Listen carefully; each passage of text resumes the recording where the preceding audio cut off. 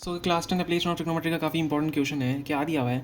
The tower is 50 metre high. देखो काफ़ी easy question है, लेकिन इस टाइप के क्वेश्चन नहीं आते हैं, इसलिए इसको इंपॉर्टेंट हम बोलते हैं। ठीक है, इजी क्वेश्चन है लेकिन इंपॉर्टेंट है। A tower is 50 metre high. ठीक है, साथ साथ में डायग्राम बनाएंगे। हमारा जो टावर हमें है गिवन है वो कितना है? वो 50 मीटर बड़ा है। 50 मीटर बड़ा हमें टावर गिवन है, समझ लो ये टावर है। ठीक है, अब when the sun altitude is 45 degree, मतलब अगर सन यहाँ पे है, ठीक है, तो सन का जो एल्टीट्यूड है, मतलब यहाँ से अगर मैं ग्राउंड से बात करूँ टावर के, तो सन का जो एल्टीट्यूड है कितना है? वो 45 डिग्री है। सॉरी, हाँ 45 डिग्री, 45 डिग्री हमको गिवन है। ठीक है, what will be the length of it shadow? अगर सन यहाँ पे है, टावर यहाँ पे है, तो टावर की शेडो कहाँ पड़ रही होगी? या नीचे पड़ रही होगी।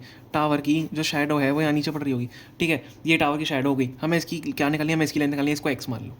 ठीक है, इसको एक्स मान लो। ठीक है, तो हम यहाँ पे क्या करेंगे? देखो आपको सारी लैंग्वेज लिखनी पड़ेगी। Let the height of the tower B, इसको ट्राइंगल ए बी सी मान लेना। In triangle A B C let A C be height of the tower, B C be length of the shadow. तो आप इस type से लिख सकते हो पूरी लैंग्वेज में, लिखती रहूँ ताकि आपका टाइम वेस्ट ना हो। देखो ए सी हमारी लेंथ है। अब हम क्या कर सकते हैं? यहाँ पे ये क्या होता है? परपेंडिकुलर। ये क्या होता है? बेस होता है, और ये हाइपोटेनस होता है। तो अगर मैं बात करूँ, मेरे पास परपेंडिकुलर और बेस है। परपेंडिकुलर और बेस है, अगर मैंने यहाँ पे टैन थीटा लगा दिया, तो आपको टैन थीटा पता है क्या होता है? परपेंडिकुलर अपन बेस के बराबर ही होता है।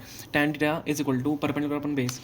सारी चीज़ें गिवन है। टैन थीटा में थीटा 45 डिग्री गिवन है, परपेंडिकुलर 50 मीटर गिवन है। हमें क्या निकालना है? Base which is x. हमें एक्स निकालना है। टैन 45 की वैल्यू क्या होती है? 1 होती है। टैन 45 1 के बराबर होता है 50/x। तो x की वैल्यू यहाँ से क्या आ जाएगी? 50 मीटर। मतलब अगर सन का एलिवेशन 45 डिग्रीज पे है किसी टावर के, तो इसकी शेडो भी सेम ही होगी। मतलब शेडो का साइज़ और टावर का साइज़ भी सेम ही होगा। तो ये भी 50 मीटर और हाइट भी 50 मीटर। तो ये हमारा फाइनल आंसर है। आई होप आपको समझ में आ गया। काफ़ी ईजी क्वेश्चन था लेकिन इंपॉर्टेंट भी है। Okay, thank you so much for watching.